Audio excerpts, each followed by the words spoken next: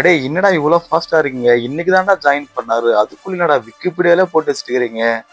ஆமாங்க பாருங்க. செங்கோட்டைன்னு பாத்தீங்கன்னா டிவிக்குள்ள இன்னைக்கு காலையில தான் ஒரு 10 மணி டைம்ல இணைஞ்சாரு.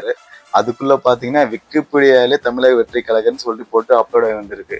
சரி, நம்ம ஆளுங்க எங்க பார்த்தாலும் இருக்கானுங்க, நம்ம அடிச்சுக்கிறதுக்கு யாருமே இல்லை அப்படின்ற மாதிரி காமிக்கிறதுக்கான இது இருக்காரு.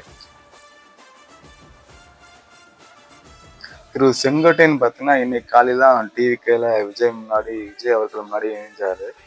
அவரை பத்தி நம்ம சின்னதா ஒரு செக் பண்ணி பார்த்தோம். அவரை பத்தி அவர் எந்த எலெக்ஷன்ல எவ்வளவு ஜெயிச்சிருக்காரு, எந்த ஊரு என்ன சொல்லிட்டு அதுல சின்னதா நமக்கு ஒரு டேட்டாஸ் கிடைச்சு அதை உங்ககிட்ட சொல்ற பாருங்க.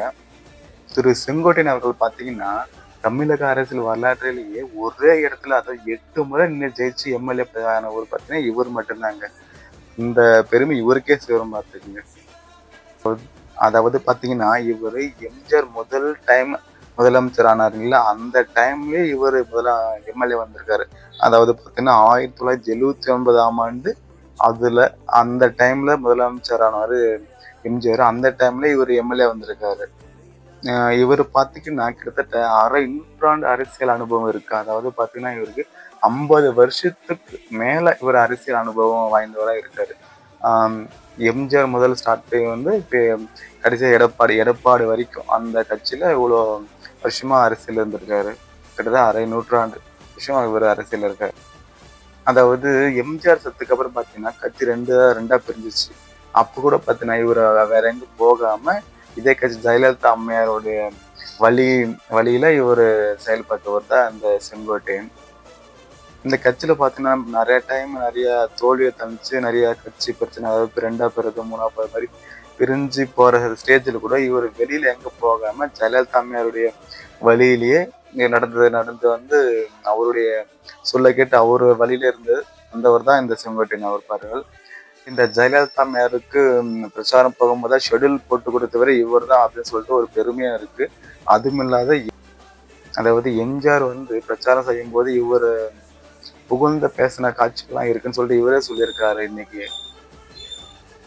சரி, என்ன வேணா இருக்கட்டும், நாம எப்பவுமே வெல்கம் பண்றவங்க தான். வாங்க, எப்பவுமே எங்க கட்சி ஓப்பனா இருக்கும், வாங்க எல்லாரும் வாங்க. ரெண்டு ஒருத்தரை தவிர மற்ற எல்லாரும் வாங்க, நம்ம கட்சி எப்பவுமே வெயிட்டிங் உங்களுக்காக வரவேற்றுட்டே இருக்கும். ஒன்னே ஒண்ணு, அந்த கட்சியை தவிர மற்ற யாருன்னா வாங்க, நம்ம போட்டி ரெண்டு பேருக்கு நடுவுல தான் போட்டியே. ஒன்னு டிவிக்கு, இன்னொன்னு டிஎம்கே. இவர் அரசியல் பயணம் கிட்டத்தட்ட அரை நூற்றாண்டுக்கு மேல நான் கடந்து போயிட்டு இருக்கு. ஒருவேளை நம்ம அப்பாவுக்கு சரிங்க அப்பால அவரு இல்லைங்க, அப்பான்னு சொல்லி கூப்பிடுறாரு. அவரு கூட அரசியல் பயணத்தோட இவர் தாசியார போறோம் தெரியல. ஒரு வேளை இருந்தா கூட இருக்கலாம்.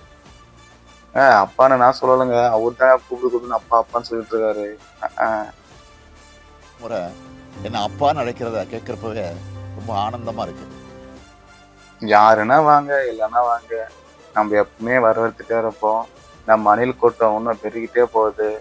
அந்த அணில் கூட்டத்தில் நானும் வரும்னு சொல்லிட்டு வருவான்றதுனால எனக்கும் பெருமையா இருக்கு.